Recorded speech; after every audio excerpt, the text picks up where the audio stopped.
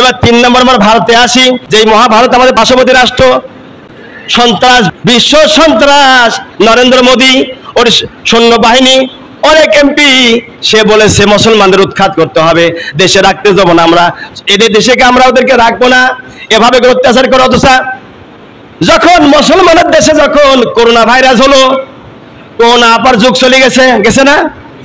Corona আপার যুগ চলে গেছে।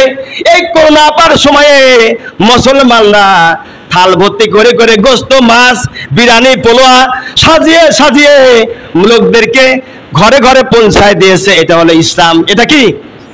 আর কাফের মুশরিকরা, স্বৈরাচার নরেন্দ্র মোদী, বিশ্ব সন্ত্রাস নরেন্দ্র মোদী, শুভেন্দু অধিকারী বিশ্ব সন্ত্রাস, এ দেশে মা বোনকে, যুবক ছেলেদেরকে বের করে দিয়েছে। আল্লাহর কসম, কোরআন হাতে নিয়ে সত্যি কথা বলছি, এই কোরআন মাথায় নিয়ে আমি সত্যি কথা বলছি। ওরা যখন ওদের দেশে যে সময় করোনা ভাইরাস ঢুকেছে, তখন ওরা থাল বাজনা বাড়িছে, যুবতী মেয়ে, যুবক ছেলেকে বের করে দিয়েছে। উলঙ্গ হইয়া ওরা মেয়েদের ওদের বডি বাইর করে, যুবক ছেলেদের শুধুমাত্র জায়গাটা ঢাকা আর সব খোলা মেলা। দেখেছেন না আপনারা? আমার ভাইরা, সন্ত্রাস নরেন্দ্র মোদী যুবতী মেয়ে, যুবক ছেলেকে লীলায় দিয়েছিল।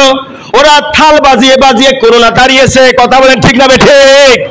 আমি শুধু একাই দেখিনি, দেখবেন, আমি ফেসবুকে দিয়ে দেবো ঘটনাটা, ইতিহাস সরকার তুলে দেবো, দেখবেন আপনারা। আমার ভাইরা, এভাবে করে করে সন্ত্রাসগিরি করে ভারত।